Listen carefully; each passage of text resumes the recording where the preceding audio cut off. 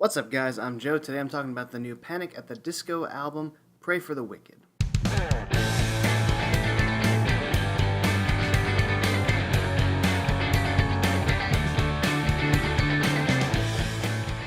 So Panic at the Disco is back. This is their sixth studio album, Pray for the Wicked. Pretty much just Brendan Urie at this point, and a variety of producers and songwriters that go into the production of the album. And yet another album this year, and even last year, that sees people, pretty torn, fans torn on what they want. Of course, you have a handful of fans that are looking for the band to go back more to their emo or pop punk roots, and you have other people saying it's their best album ever, or their best one since Pretty Odd, or their best one since whatever. But of course, Panic is another example of a band that has gone from a more, rocky, guitar-oriented sound to more of a pop sound at this point. However, for Panic, it's been more of a gradual change rather than just a sudden change in the sound. So really, at this point, it's not too surprising for the band to be coming out with a more pop-infused record. Overall, how do I feel about this thing? I actually think it's pretty good. I'm enjoying it. I just feel like the songs are a lot of fun. It has a nice kind of summer vibe to it. I like how it takes the sort of, hip-hop infused or kind of trap-sounding beats, lays over this kind of glitzy, theatrical, glamorous pop sound at times.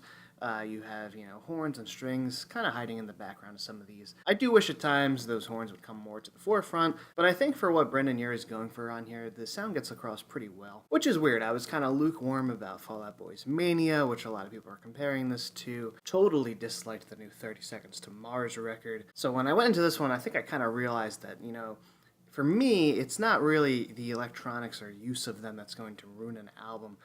It all comes down to the songs themselves. For example, look at like Young and Menace on Mania, which I, definitely did not like. I talked about it in the review, and he uses all sorts of these electronics and stuff, but over this kind of, grim sounding song at first, and the electronics are just so noisy and just out of place. The same thing went for the 30 Seconds to Mars record. It just felt so random and so forced. There were just certain songs where I didn't know what they were really going for. At least here it feels like there's a cohesive sound. And there's just an energy to this album. Fuck a Silver Lining gets things off to a very bombastic start. I heard the single before the album came out, and I was really drawn to it. I'm someone that's never been the biggest Panic fan. I think that's why I've never been too tied down to a specific sound from the band. I've always just somewhat enjoyed all the records. This song with like the kind of swirling production and the horns and the glitzy kind of sound to it, and Brendan Urie's vocals just really soaring and belting this thing out. It's just a great way to start the album. Say Amen, Saturday Night, another really great, hit radio kind of song that just works for me. I think the chorus is pretty like loud and in your face and pretty like anthemic and enjoyable. And I like how the verses add that kind of theatrical weirdness here and there, which I think gives it this kind of grandiose feel. There's a couple songs on here that just groove so much. Hey Look Ma, I Made It, Dancing's Not a Crime. They're just so hooky, so catchy, you can't help but want to move to them. Especially Dancing's Not a Crime. I feel like the song is super cheesy. It feels like it's something that, should be on the soundtrack of some movie, like one of those kind of songs, like the one Justin Timberlake song, that Can't Stop the Feeling or whatever. It feels like that kind of song, but it's just like good. It's just catchy and enjoyable. It just has this really huge feeling to it. Just a lot of fun. High Hopes reminds me, this is one of the songs that sound a bit more theatrical, a bit more Broadway inspired. Brendan Urie had a little bit of a stint on Broadway. This reminds me of the soundtrack to The Greatest Showman quite a bit. I don't know if there was any inspiration from that, or maybe The Greatest Showman was just hopping on a trend that was going to come. But, using that kind of modern pop sound and mixing a little bit with some theatrics just makes for a pretty good song as well. High Hopes is probably one of my favorite ones on here. I especially like that little vocal part in the pre-chorus each time. It just has a nice kind of, the chord change going on in there is a little different, not something you'd expect in the more typical sounding progression of the song, but I do like that quite a bit. And again, it adds that like theatricality. It feels like it could be in a musical or something like that. Roaring Twenties is a pretty good song. It's kind of twofold. You think Roaring Twenties, you think it's going to be a little bit more swing based, but really, Brendan's talking about his 20s here. And, I've seen some people saying, oh, like, I thought it was going to be like a swing kind of song, and it doesn't turn out that way. You could hear it in there, especially with the percussion, that kind of doom, doom, doom, doom, doom, like that kind of beat, definitely harkens back to that sort of music.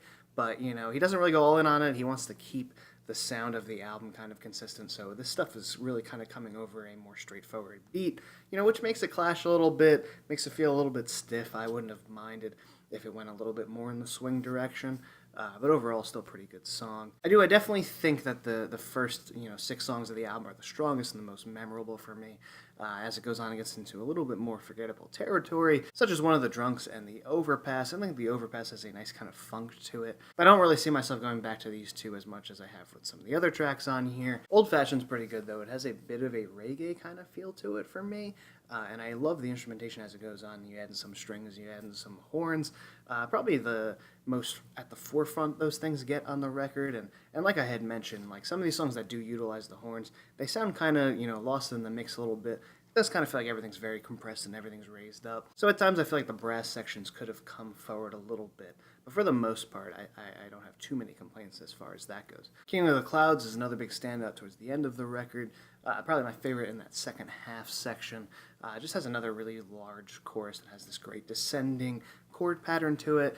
Some of Brendan's best vocals on the record, I think, are on this one. And finally, you have Dying in L.A., which is a very nice change of pace to the sound of the record. I think it works to end it on a nice piano ballad. I could see the ballad either coming in the middle of the record or at the end, and I think it works here at the end, a nice way to kind of wrap everything up. So yeah, overall, I'm really enjoying this one. Yeah, it's not one of my favorites of the year or anything like that, but I just think it's like a nice, fun summer record, some feel-good music on here.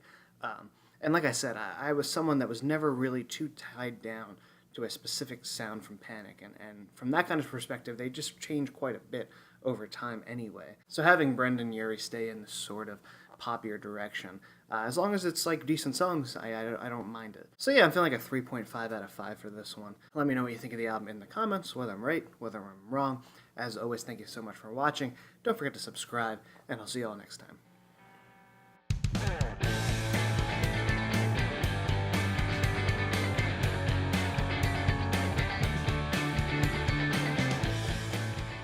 What's up, guys? I'm Joe. Today I'm talking about the new Panic at the Disco.